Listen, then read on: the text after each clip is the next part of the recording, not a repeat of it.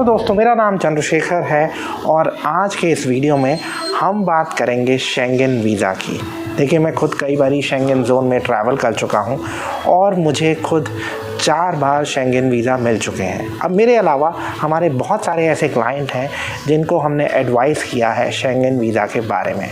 तो आज के इस वीडियो में मैं आपको बताने वाला हूं कि शेंगेन वीज़ा क्या होता है, आप शेंगेन वीज़ा से कितनी कंट्रीज़ में ट्रैवल कर सकते हैं, आपको शेंगेन वीज़ा के लिए क्या क्या डॉक्यूमेंट्स चाहिए, अगर आपका शेंगेन वीज़ा रिफ्यूज़ हो गया है तो आपको क्या करना चाहिए। मैं आपसे रिक्वेस्ट करूंगा कि आप इस वीडियो को लास्ट तक देखना। इससे पहले कि हम आगे बढ़े, मैं आपसे रिक्वेस्ट करूंगा कि आप हमारे YouTube चैनल को सब्सक्राइब कर लीजिए। तो दोस्तों, अगर हम बात कर रहे हैं शेंगेन वीज़ा की, तो यहाँ पे शुरुआत करते हैं शेंगेन वीज़ा शुरू कैसे हुआ, थोड़ी सी हिस्ट्री पे नज़र डालते हैं। बात है 14 जून 1985 की। 5 कंट्रीज़ थे, federal Republic of Germany, France, Belgium, Luxembourg और नीदरलैंड्स। इन 5 कंट्रीज़ ने मिलकर डिसाइड किया कि बॉर्डर्स ख़त्म हो जाने चाहिए, लोगों का फ्री फ़्लो होना चाहिए, आइडियाज़ का फ्री फ़्लो होना चाहिए, बिज़नेस का फ्री फ़्लो होना चाहिए। और ये जो 5 कंट्रीज़ थे 1985 में, आज वो 26 कंट्रीज़ बन चुके हैं। जी हाँ, आप एक शेंगेन वीज़ा से 26 कंट्रीज़ में ट्रैवल कर सकते हैं। ये सबसे ज़्यादा एडवांटेज है शेंगेन वीज़ा का। इसके अलावा बहुत सारी ऐसी कंट्रीज़ हैं जो शेंगेन ज़ोन में नहीं आती हैं या यूरोपियन यूनियन में नहीं आती हैं, लेकिन आपको वहाँ पे वीज़ा ऑन अराइवल मिल सकता है अगर आपके पास शेंगेन वीज़ा है। इनफैक्ट अभी EU की कुछ ऐसी कंट्रीज़ हैं जो शेंगेन ज़ोन में नहीं आती हैं, लेकिन आपके पास अगर शेंगेन वीज़ा है तो आप वहाँ पे ट्रैवल कर सकते हैं। फॉर एग्ज़ाम्पल क्रोएशिया हो गया, रोमेनिया हो गया और साइप्रस हो गया, बुल्गारिया हो गया।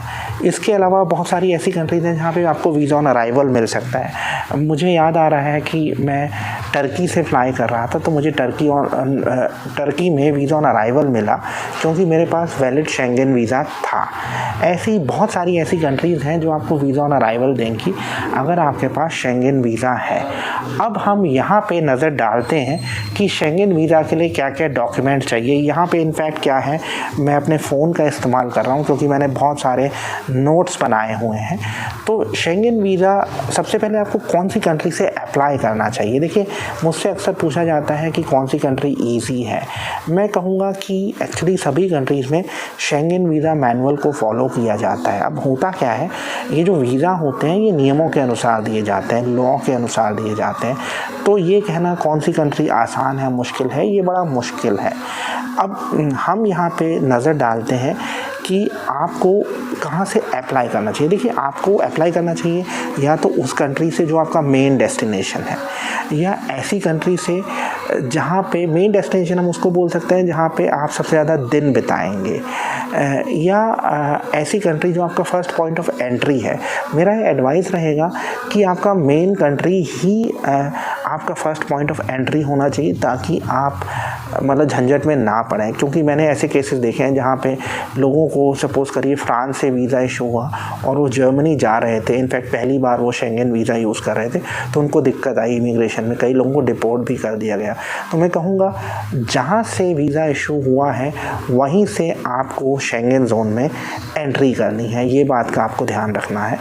और सबसे ज़्यादा दिन भी आपको, जब आप आइटिनरी ट्रैवल प्लान दे रहे हो, तो वो भी डेमोन्स्ट्रेट करना है।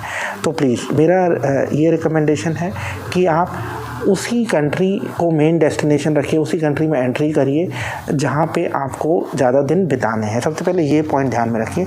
अब यहाँ पे हम नज़र डाल लेते हैं। सबसे पहले पासपोर्ट। आपका जो पासपोर्ट है, सपोज़ करिए वो जून 30, 2022 को आपका ट्रैवल ख़त्म हो रहा है, तो उसकी मतलब जो ट्रैवल ख़त्म हो रहा है उसके बाद 3 महीने की और वैलिडिटी होनी चाहिए पासपोर्ट की। सबसे पहली ये रिक्वायरमेंट है। दूसरी रिक्वायरमेंट है कि आपको फील्ड एप्लीकेशन फॉर्म भरना है। शेंगेन वीज़ा के जो एप्लीकेशन फॉर्म होते हैं वो सभी कंट्रीज़ के सेम हैं। हाँ, कुछ कंट्रीज़ में आप ऑनलाइन भरना पड़ता है। उसके अलावा आपको 2 फ़ोटोग्राफ चाहिए वाइट बैकग्राउंड में। ये फ़ोटोग्राफ 3 महीने से ज़्यादा नहीं पुरानी होनी चाहिए। 35 बाय 40 मिलीमीटर ये डायमेंशन है, और जो उस कंट्री की VFS की वेबसाइट है उसमें आप एग्जैक्ट डायमेंशंस देख सकते हैं। वैसे मैं ये जो चेकलिस्ट है ये डिस्क्रिप्शन में भी डाल रहा हूँ आपके रेफरेंस के लिए।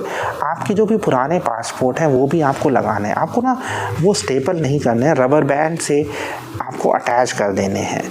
और उसके साथ आपको बेसिकली एक पर्सनल कवरिंग लेटर लगाना है। कवरिंग लेटर बहुत इम्पॉर्टेंट है क्योंकि वो आपकी सिचुएशन को एक्सप्लेन करता है कि आप क्या करते हैं।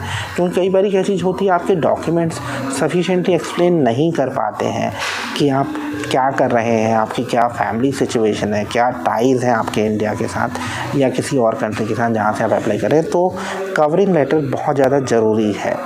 और इसके अलावा इंश्योरेंस, ट्रैवल इंश्योरेंस बहुत ज़्यादा ज़रूरी है। आपका जो इंश्योरेंस है वो कम से कम 30,000 यूरो का होना चाहिए। और इंश्योरेंस बहुत सस्ता मिल जाता है। अगर आप 15 दिन का इंश्योरेंस ले रहे हैं तो करीब 900 से 1200 रुपये का इंश्योरेंस आपको मिल जाएगा। अब इसके साथ ज़रूरी है फ़्लाइट रिज़र्वेशन। फ़्लाइट रिज़र्वेशन का मतलब ये नहीं है कि आप एक्चुअल टिकट करवाएं, आप सिर्फ रिज़र्वेशन भी करवा सकते हैं और डमी टिकट भी करवा सकते हैं, लेकिन रिज़र्वेशन होना चाहिए। ये नहीं कि आप PDF को एडिट कर दें, ऐसा मत करें बिल्कुल भी। और एम्बेसीज जानती हैं कि लोग एक्चुअल टिकट नहीं देते हैं तो वो चल जाएगा। उसके साथ साथ आपको होटल बुकिंग दिखानी है। होटल बुकिंग भी ज़रूरी नहीं है कि आप प्रीपेड करें, और आप ऐसा भी कर सकते हैं कि एक डेट तक अगर आप नहीं कैंसिल करते हैं तो एक चार्ज डिडक्ट हो जाएगा। और उसके अलावा बेसिकली अगर आप किसी रिलेटिव के इनविटेशन पे जा रहे हैं तो उससे लेटर चाहिए और उसका जो घर है उसका रेंटल कॉन्ट्रैक्ट चाहिए, और वो ये लिख के दे कि भाई आप उस घर में रह सकते हो, वो भी चल जाएगा। अब इसके साथ साथ आपको अपना फ़ाइनेंशियल स्टेटस प्रूव करना है। फ़ाइनेंशियल स्टेटस प्रूव करने के लिए आपको 2 या 3 साल का इनकम टैक्स रिटर्न दिखाना पड़ेगा और 3 या 6 महीने की बैंक स्टेटमेंट दिखानी पड़ती है। हर कंट्री की रिक्वायरमेंट अलग अलग होती है, तो ये आपको देखना है। फॉर एग्जांपल स्विट्ज़रलैंड में 3 महीने की स्टेटमेंट चल जाती है, स्पेन में 6 महीने की स्टेटमेंट की ज़रूरत पड़ती है। तो income tax return, bank statement, इसके अलावा आपका प्रूफ ऑफ एम्प्लॉयमेंट है तो आपको वो दिखाना है। अगर प्रूफ ऑफ बिज़नेस है वो आपको दिखाना है। प्रूफ ऑफ एम्प्लॉयमेंट में जैसे आपका कॉन्ट्रैक्ट लेटर चल जाएगा, और आप ऑफिस से छुट्टी ले रहे हैं जिसे हम NOC बोलते हैं वो भी चाहिए होगा। लीव अप्रूवल भी चल जाएगा। अगर आपके ऑफिस का स्पेसिफिक फॉर्मेट है वो आप यूज़ कर सकते हैं। अब प्रूफ ऑफ बिज़नेस में जैसे आपका GST नंबर हो गया, उद्योग आधार हो गया, आपकी कंपनी का रजिस्ट्रेशन है उसका हो गया, प्राइवेट लिमिटेड कंपनी है उसका रजिस्ट्रेशन हो गया, वो चल जाएगा। और अगर आप जैसे फ्रीलांसर हैं तो आपने जिनका कॉन्ट्रैक्ट किया है उनकी ईमेल चल जाएगी। इनफैक्ट देखिए, अगर आपने पहले नहीं ट्रैवल किया है शेंगन ज़ोन में, मैं आपको कहूँगा कि आप एक्सप्रेस करिए, आप अपना विजिटिंग कार्ड लगाइए, वेबसाइट है उसको मेंशन करिए ताकि क्लैरिटी आए कि आपका बिज़नेस रिलायबल है। क्योंकि आपको वीज़ा लेना है तो आपको ख़ुद को एक्सप्लेन करना पड़ेगा, ये बहुत ज़्यादा ज़रूरी है। और इसके साथ साथ एक ट्रैवल प्लान ज़रूरी है। मैं ये नहीं कहूँगा कि आप बताएं कि आप पेरिस में एफिल टावर जाएंगे या इधर जाएंगे। आपको डिटेल्ड ये नहीं बताना कि मॉन्यूमेंट्स किन किन मॉन्यूमेंट्स में आप जाएंगे। अगर आप रफ प्लान भी दे दें कि इस डेट को आप पेरिस जाएंगे, इस डेट को आप बेसिकली स्विट्ज़रलैंड में जिनेवा जाएंगे, ज्यूरिख जाएंगे, उतना ही काफ़ी होगा। और इसके अलावा बेसिकली जो मैं रिकमेंड करूँगा, जैसे अगर आपके कोई फ़िक्स डिपॉज़िट है उसकी कॉपी लगाइए, इंश्योरेंस प्रीमियम है वो आप लगा सकते हैं।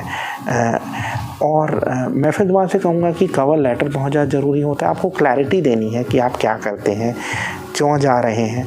और अगर आप फैमिली के साथ अप्लाई कर रहे हैं तो जो मेन मेंबर है उसके डॉक्यूमेंट्स काफ़ी हैं। हाँ, आप अपना जैसे आप अर्न नहीं करते हैं तो भी आप जैसे आप सपोज़ करिए हस्बैंड वाइफ है, उसमें हस्बैंड अर्न करता है, वाइफ नहीं करती है, तो भी उनकी बैंक स्टेटमेंट लगाइए। अगर ज़्यादा पैसे नहीं है उससे कोई फ़र्क नहीं पड़ता।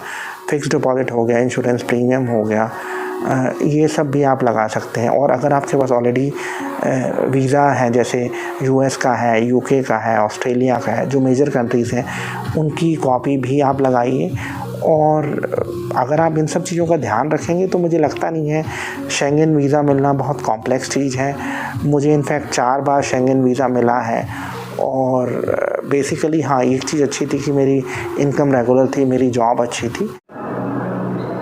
तो मुझे उम्मीद है कि आपको शेंगन वीज़ा मिलेगा।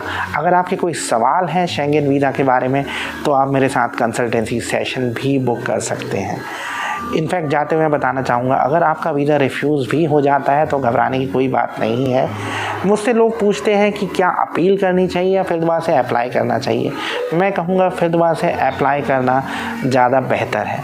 मैंने ऐसे केसेस देखे हैं जहाँ पर लोगों का वीज़ा रिफ्यूज़ हुआ और 15 दिन के अंदर फिर दोबारा से उनको वीज़ा मिल गया। इनफैक्ट दिसंबर के महीने में ही तीन ऐसे केसेस थे हमारे पास जहाँ पे लोगों का रिफ्यूज़ल आया और फिर हमने फिर दोबारा से अप्लाई किया और उनका वीज़ा अप्रूव हो गया। वीडियो देखने के लिए धन्यवाद। मैं जाते हुए आपसे फिर दोबारा से रिक्वेस्ट करूँगा कि आप हमारे यूट्यूब चैनल को सब्सक्राइब कर लीजिए।